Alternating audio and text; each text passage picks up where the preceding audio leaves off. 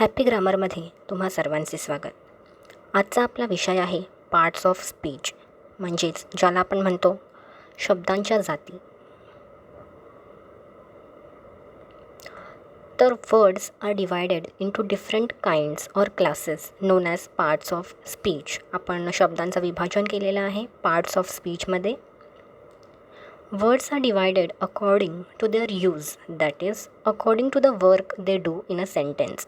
म्हणजे एखाद्या वाक्यामध्ये त्या वाक्याला शब्द ज्या प्रकारे अर्थपूर्ण बनवतात, तर त्या प्रकारांना म्हणजे त्याचे एकूण 8 प्रकार आहेत. There are 8 parts of speech. Noun, adjective, pronoun, verb, adverb, preposition, conjunction आणि इंटरजेक्शन. तर हे जे प्रकार आहेत, ह्या सर्व प्रकारांनी किंवा ह्यातल्या काही ठराविक प्रकार जेव्हा आपण योग्य ऑर्डरमध्ये आपण एखाद्या सेंटेन्समध्ये वापरतो, तेव्हा ते सेंटेन्स अर्थपूर्ण बनतं. तर आपण हा प्रत्येक प्रकार पाहणार आहोत. पहिला आहे नाउन, म्हणजेच नाम. Word used as the name of a person, place or thing. आता पर्सन ठीक आहे, व्यक्ती. प्लेस म्हणजे जागा. थिंग म्हणजे काय?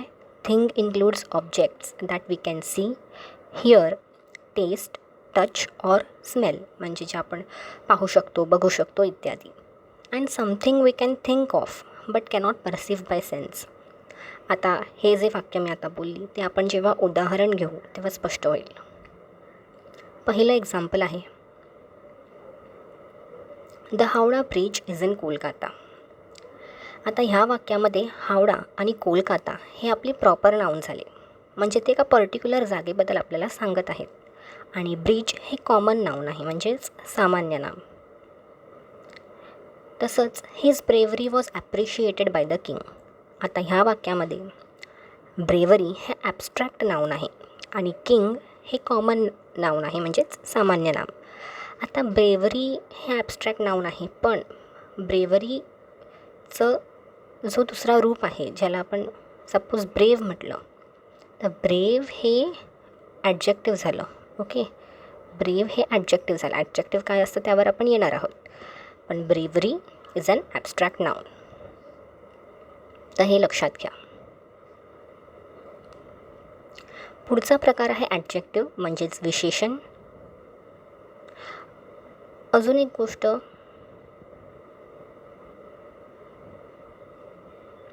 आपण जे दुसरं वाक्य म्हटलं something we can think of, तर त्याचं उदाहरण हेच आहे, ब्रेव्हरी, म्हणजे आपण त्याचा विचार करू शकतो.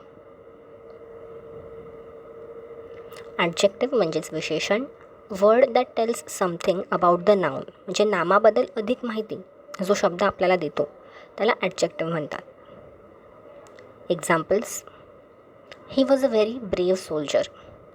जसं आपण आदल्या वाक्यात पाहिलं, ब्रेव्हरी हे ॲब्स्ट्रॅक्ट नाउन आहे, पण ब्रेव इथे ॲडजेक्टिव्ह आहे. I need 6 packets of green colour. आता ह्या वाक्यामध्ये जर हे वाक्य असतं I need packets of colour, I need packets of colour इतकंच जर वाक्य असतं तर ठीक आहे. पण जेव्हा आपण हे 2 शब्द त्यात ॲड करतो, म्हणजे 6 आणि ग्रीन, तेव्हा आपल्याला अजून माहिती मिळते. म्हणजे पॅकेट्स तर किती? 6. कलर तर कोणता? ग्रीन. म्हणून इथे 6 आणि ग्रीन हे ॲडजेक्टिव्ह आहेत. पुढचं उदाहरण, ही कुक्स डिलिशियस फूड. आता इथे फूड जे आहे ते सामान्य नाम आहे, ठीक आहे, आणि त्याबद्दल अधिक माहिती कुठचा शब्द आपल्याला देत आहे तर डिलिशियस, म्हणून इथे डिलिशियस हे ॲडजेक्टिव्ह आहे. पुढचं आहे प्रोनाऊन, म्हणजेच सर्वनाम. Word that is used instead of a noun, म्हणजेच नामाऐवजी आपण जो शब्द वापरतो त्याला आपण प्रोनाऊन म्हणतो. Tara wrote a letter to her cousin. आता Tara wrote a letter to her cousin, तर त्या कझिनचं नाव घेण्यापेक्षा आपण इथे हर हा शब्द वापरलेला आहे. त्या कझिनचं नाव काही असू शकतं, मनीषा वगैरे, पण हे प्रॉपर नाऊन न घेता आपण प्रोनाऊन घेतलेला आहे her. Give them the flowers. तसंच इथे सुद्धा गिव्ह देम म्हणजे त्यांना फुलं द्या. तर ते म्हणजे कोण, तर त्यांची नावं न घेता आपण इथे त्यांना संबोधलेलं आहे देम या शब्दाने, आणि म्हणूनच त्याला प्रोनाऊन म्हणतात. The house in which they live is big. इथे पण दे हे प्रोनाऊन आहे. पुढचं आहे वर्ब म्हणजेच क्रियापद. Word that is used to express action or state. State म्हणजे प्रेझेंट आत्ता सुरू आहे, पास्ट घडून गेलेला आहे, किंवा फ्युचर घडणार आहे. एक्झाम्पल्स आहेत, मेरी रन्स व्हेरी फास्ट. आता इथे रन्स हे आपलं वर्ब झालं, क्रियापद झालं. It is a beautiful day. इथे इज हे क्रियापद आहे, आणि the sun is shining brightly. इथे इज शायनिंग. सपोज असं वाक्य असतं, शी इज ईटिंग, इज ड्रिंकिंग. ठीक आहे. तर अशामध्ये आपण जेव्हा आपण ही अशी वाक्य वाचतो तेव्हा आपल्याला पहिलं काय वाटतं की ईटिंग हे वर्ब आहे, पण आपल्याला इथे इजसुद्धा घ्यायचं आहे कारण तो स्टेट दर्शवतो. इथे सांगितल्याप्रमाणे स्टेटसुद्धा महत्त्वाचा आहे. म्हणून इज शायनिंग म्हणजे काय, ती क्रिया आत्ता घडत आहे, प्रेझेंटमध्ये घडत आहे. ठीक आहे, प्रेझेंटमध्ये घडत आहे, म्हणून इजसुद्धा महत्त्वाचं आहे. पुढचं आहे ॲडवर्ब म्हणजेच क्रियाविशेषण. Word that tells more about a verb. म्हणजे क्रियापदाबद्दल अधिक माहिती जो शब्द आपल्याला सांगतो त्याला ॲडवर्ब म्हणतात. लक्षात घ्या, ॲडजेक्टिव्ह काय असतो, जो नामाबद्दल अधिक माहिती सांगतो, आणि ॲडवर्ब काय असतो, जो क्रियापदाबद्दल अधिक माहिती सांगतो. Sometimes adverb also tells more about an adjective or another adverb. आता कधीकधी ॲडवर्ब असाही असतो जो ॲडजेक्टिव्हबद्दल अधिक माहिती सांगतो किंवा ॲडवर्बबद्दल अधिक माहिती सांगतो. ठीक आहे, तर त्यालासुद्धा आपण ॲडवर्ब म्हणतो. तर शब्दशः अर्थ घेऊ नका. ॲडवर्ब म्हणजे वर्बबद्दल अधिक माहिती सांगणारा असं प्रत्येक वेळी नसतं. ॲडजेक्टिव्हबद्दलसुद्धा असू शकते अधिक माहिती किंवा ॲडवर्बबद्दल. आपण एक्झाम्पल्समधून जाणून घेऊ. He walked slowly to the school. आता इथे वॉक्ड हे वर्ब आहे, पण कसा चालला, तर स्लोली, म्हणून वर्बबद्दल अधिक माहिती आपल्याला मिळत आहे. स्लोली इकडे ॲडवर्ब आहे. Your dress is very beautiful. आता इथे ब्युटिफुल हे ॲडजेक्टिव्ह आहे आणि त्याच्याबद्दल अधिक माहिती आपल्याला व्हेरी हा शब्द सांगत आहे, आणि म्हणून व्हेरी इथे ॲडवर्ब आहे. तसंच the sun is shining quite brightly. ठीक आहे, आता इथे ब्राईटली जो आहे तो ॲडवर्ब आहे. एक गोष्ट लक्षात घ्या की ॲडवर्ब आहे ना, ॲडवर्ब मोस्टली, प्रत्येक वेळी नाही म्हणत मी, पण मोस्टली LYने एंड होतो. ठीक आहे, सो इथे बघा तुम्ही, इथे स्लोली LYने एंड होतो, ॲडवर्ब आहे. इथे ब्राईटली LYने एंड होतो, ॲडवर्ब आहे, पण प्रत्येक वेळी नाही, कारण इकडे व्हेरी हा फक्त वायने एंड होतो आहे. So but that is also an adverb. हां, आणि इकडे क्वाईट हा सुद्धा ॲडवर्बच आहे, आणि अर्थातच तो LYने एंड नाही होत आहे. तर ॲडवर्बबद्दल अधिक माहिती आपल्याला दुसरा ॲडवर्ब देत आहे, क्वाईट, म्हणून हे सुद्धा एक ॲडवर्बचंच एक्झाम्पल आहे. पुढचा प्रकार आहे प्रिपोजिशन, म्हणजेच ज्याला आपण मराठीत म्हणतो शब्दयोगी अव्यय. Word that is used to show how a person or a thing stands in relation to something else. आता ती व्यक्ती किंवा वस्तू can be denoted by a noun or a pronoun. म्हणजे एखादी व्यक्ती किंवा वस्तू ह्यांमधलं रिलेशन, ह्यांमधला संबंध जो शब्द आपल्याला सांगतो त्याला प्रिपोजिशन म्हणतात. एक्झाम्पल्स पाहू आपण. The clock is on the wall. आता इथे दोन वस्तू आहेत. ठीक आहे, क्लॉक आहे आणि वॉल आहे.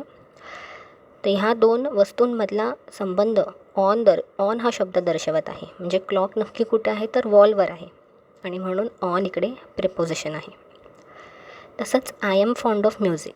आता इकडे मी ही एक पर्सन आहे.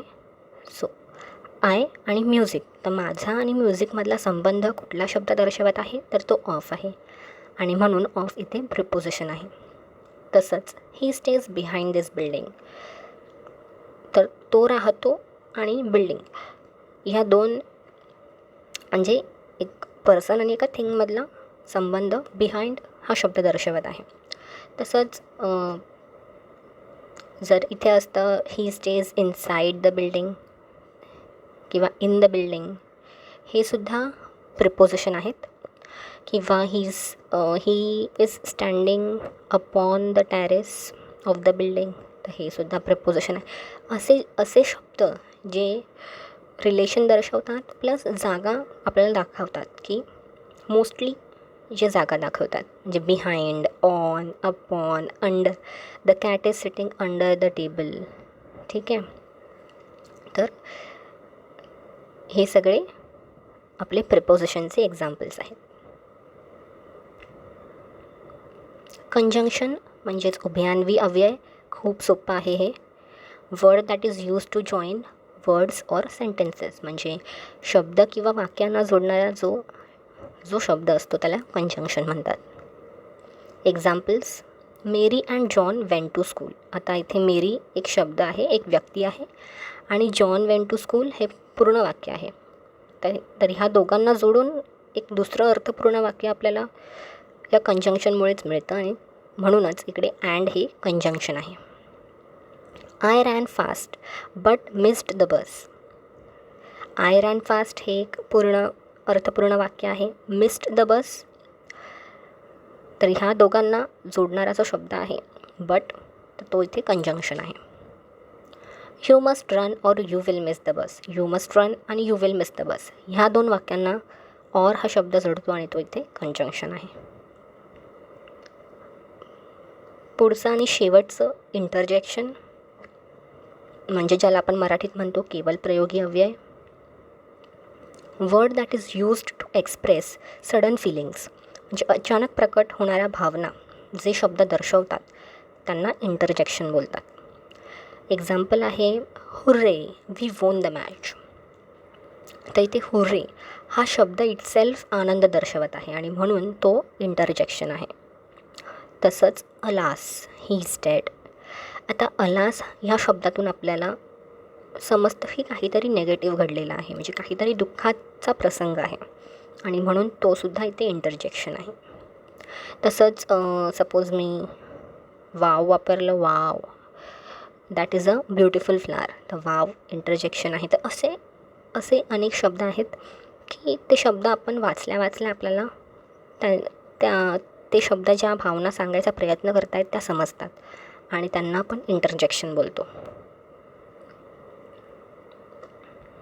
आता एक शेवटचा पण इम्पॉर्टंट टॉपिक आहे interchange of parts of speech. बऱ्याचदा आपल्याला हा प्रश्न येतो की सपोज इकडे लाफ आहे, तर लाफचं ॲडजेक्टिव्ह फॉर्म सांगा किंवा वर्ब फॉर्म सांगा, किंवा लाफ म्हणजे लाफेबल दिलेलं असतं ॲडजेक्टिव्ह फॉर्म आणि मग नाऊन फॉर्म सांगा, तर असं. तर पहिलं एक लक्षात घ्या की मोस्टली, प्रत्येक वेळी नाही पण मोस्टलीचे शब्द LYने एंड होतात. बघा इथे प्रत्येक शब्द LYने एंड होत आहे. तर असे शब्द हे ॲडवर्ब असतात. ठीक आहे, आणि वर्ब ओळखणं खूप सोपं असतं. आपण जेव्हा वाक्य वाचतो ते वाक्य वाचल्याच आपल्याला समजतं की ह्यात वर्ब कोणता आहे. आता दोन शब्द म्हणजे दोन सेम शब्द हे एकाच वेळी सेम पार्ट्स ऑफ स्पीच पण असतात. आता बघा ब्रेव हे ॲडजेक्टिव्ह पण आहे आणि ब्रेव हे वर्ब पण आहे. तर मग हे त्याच्या सेंटेन्समधल्या वापरावर अवलंबून आहे. आता बघा सपोज मला त्याला ॲडजेक्टिव्ह म्हणून दाखवायचं आहे, तर मी काय लिहिणार, शी इज अ ब्रेव गर्ल. ठीक आहे, मग आता गर्ल ह्या नाऊनबद्दल अधिक माहिती मला मिळत आहे ब्रेव ह्या शब्दाने, म्हणून ब्रेव इथे ॲडजेक्टिव्ह आहे. आता जर मला ब्रेव हा वर्ब दाखवायचा आहे, तर मी घेऊ शकते ही ब्रेव्ड द स्टॉर्म. ठीक आहे. आता ब्रेव्ड इथे ही ब्रेव्ड द स्टॉर्म म्हणजे त्याने स्टॉर्म इथे काही असू शकतो, म्हणजे खरोखरचा स्टॉर्म म्हणजे वादळ असू शकतं किंवा एखादा आलेलं खूप मोठं संकट असू शकतं. तर ही ब्रेव्ड म्हणजे त्याने त्याचा ही ब्रेव्ड म्हणजे त्याने त्याचा करेजियसली हिमतीने सामना केला आणि म्हणूनच इकडे ब्रेव्ड हे वर्ब आहे. तर तसं काही कन्फ्यूज व्हायचं कारण नाही. आपण जेव्हा जर तुम्ही कन्फ्यूज झालात तर तुम्ही सेंटेन्स बनवून पहा. ठीक आहे, तर त्याच्यावरून तुम्हाला समजेल. आता एक महत्त्वाचं आहे की नाऊन बघा, सपोज एखाद्या शब्दाला ION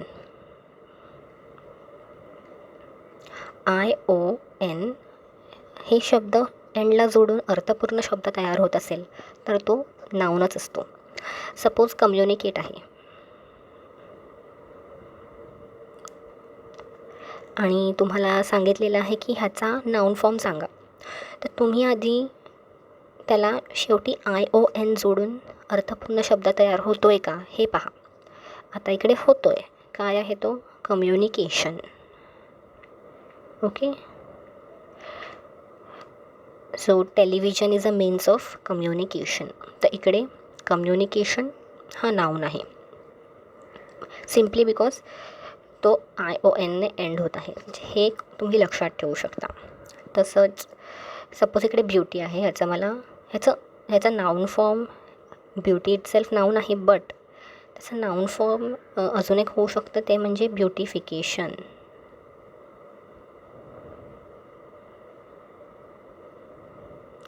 तर काय वाक्य बनवू शकतो आपण?